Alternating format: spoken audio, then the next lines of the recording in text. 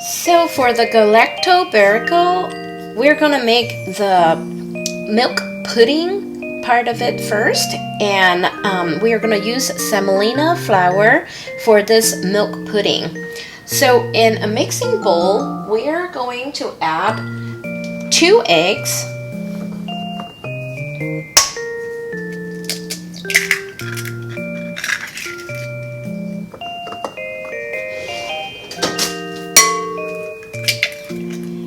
and 1 egg yolk.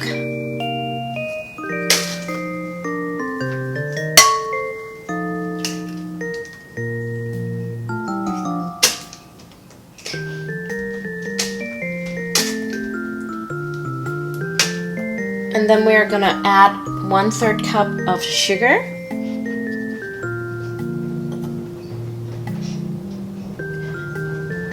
one-fourth cup of semolina flour,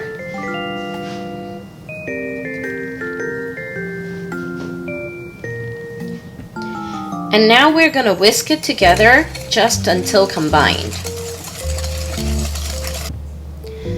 Once it's combined, we are gonna set it aside and we're gonna start heating our milk. So for the milk, we need 2 cups of whole milk. And we're just going to heat it up until just under boil.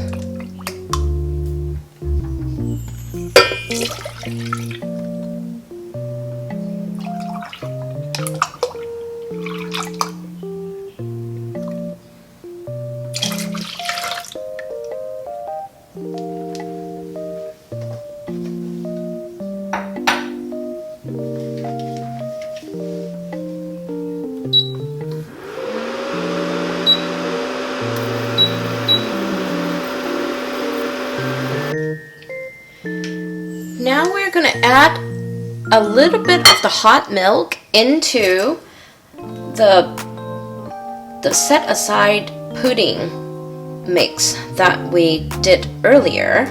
And this part is called tempering because you do not want to add very hot milk to any egg so that it might scramble.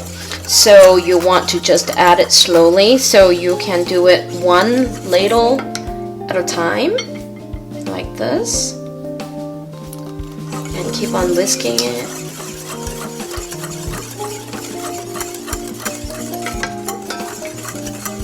And add more milk as you go.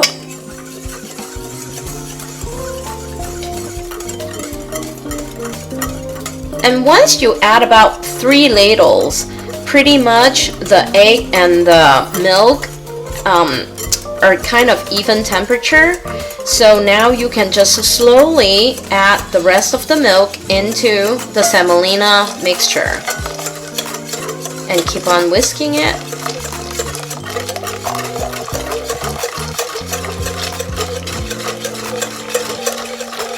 Until all the milk is incorporated.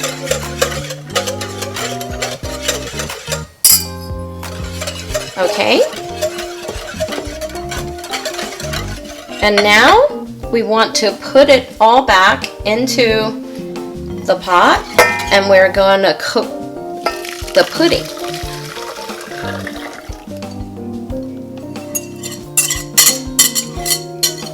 And we want to cook it medium high heat, and cook it until it becomes thickened.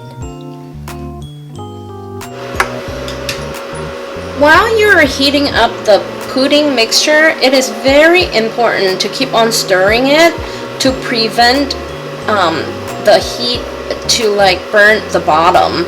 And also you want even mixture while it is heating up so that you can get a much smoother pudding when you bake it.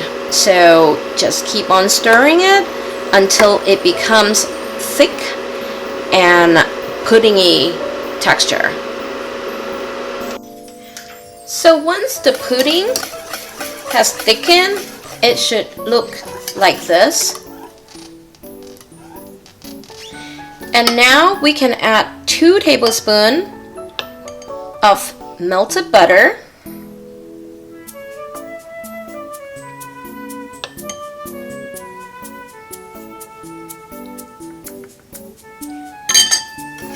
And stir it in.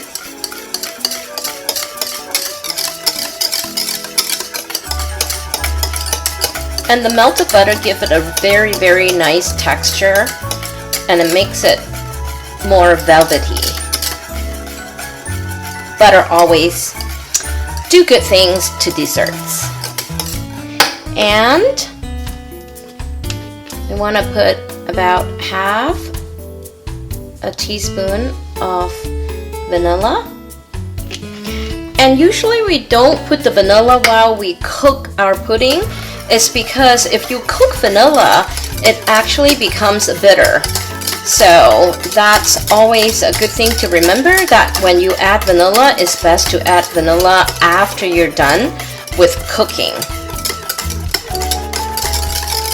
Okay, so now it's done. The pudding part is done, and we want to keep it in a bowl and wait until we need to fill it into the phyllo dough. And so now we're going to move on and prepare the phyllo dough. So phyllo dough, you can buy them in a package, and they're usually in the freezer section of the supermarket, and they are, you know, the traditionally is a great Greek pastry, and it's super thin. They're like paper thin and very, very fragile. And so you will need to defrost it, and then I usually just keep it in the refrigerator until I need to use it. But you want to use it soon after you have defrosted it. And so they are actually the same pastries that you use to make baklava.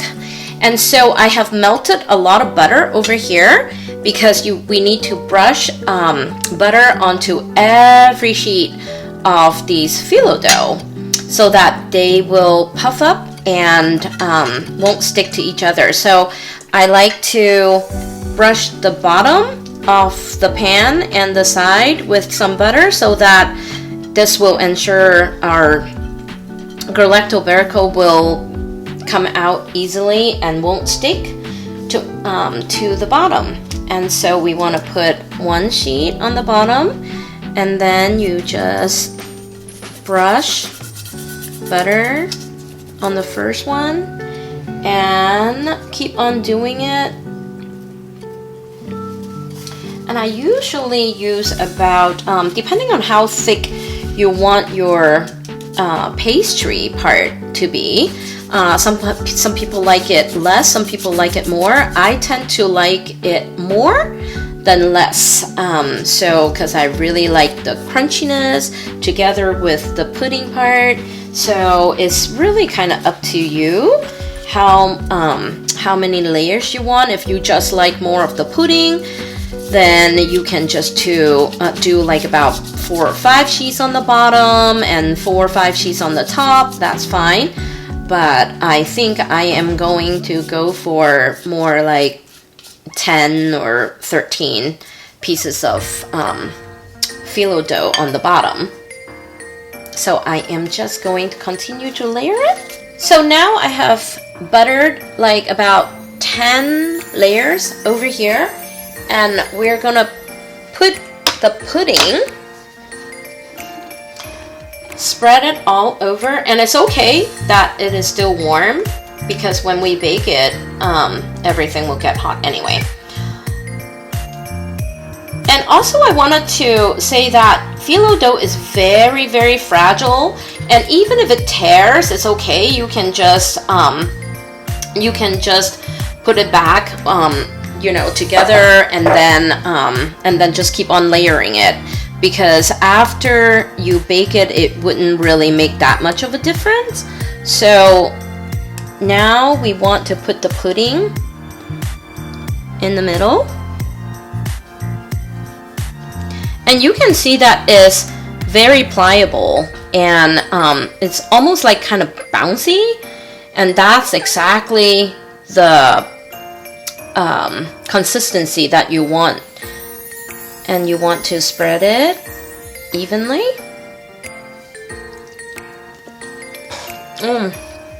I just love this pudding. Anyway, so, and then we will continue to layer the rest of the phyllo dough.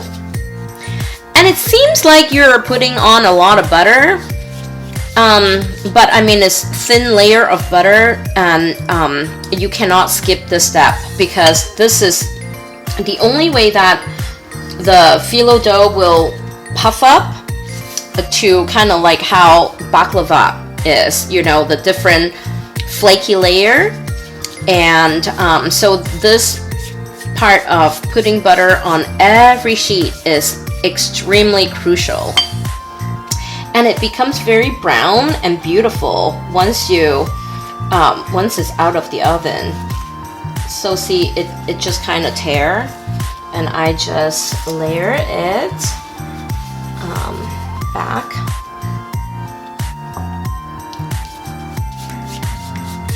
And keep on doing this until you feel that you have enough phyllo dough.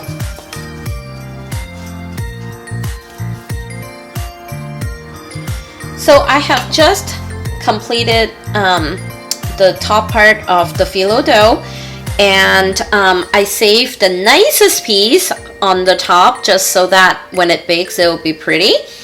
And so I like to do this part, I like to score it before I bake it, just so that it will make it so much easier to cut when it is baked, because it's very flaky and it's not the easiest to cut after it is baked. And so I just do it one in the middle, and then I would do third.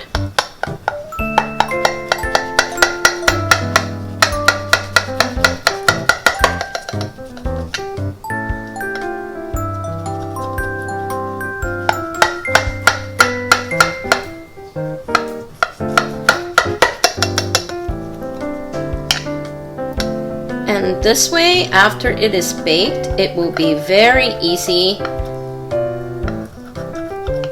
to get the pieces out.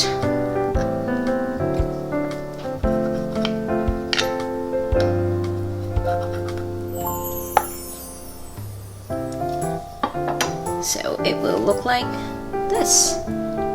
Okay, so now we're going to bake it at 325 degrees. And I am so sorry, I actually made a mistake. So it has to be 375 degrees, and you bake at 375 for 15 minutes, and then lower the temperature to 325 degrees and bake for another 45 minutes.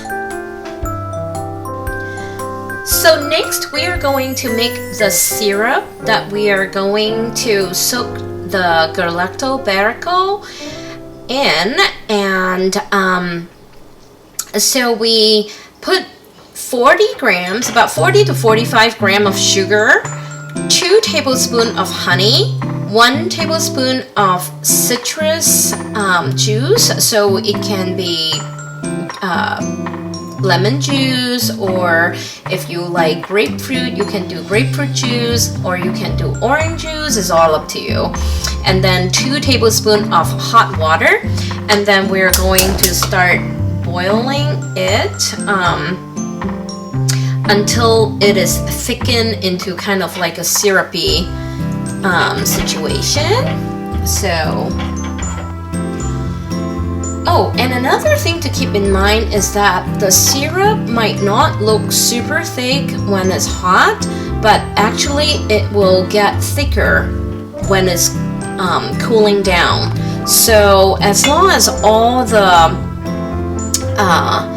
honey and the sugar, they're all kind of mingled together and dissolve, then we can take it off the heat and let it cool. Now I've just taken the Galaktoboreko out of the oven, and it should be very crunchy on the top, and should be very flaky and brown and very, very pretty. So, and here is the syrup, and as you can see, it is now actually completely cooled and thickened. It's kind of like honey syrup. And so now we are going to put that over the phyllo and just go over on the top, and it'll give it a little bit of a sheen. And we'll just let it sit in the syrup until we serve. And there you have it, a beautiful piece of Galaktoboreko, and you can serve it while it's warm. And I hope you enjoy the video and try to make it yourself. Until next time, thank you very much for watching. Happy baking. Bye.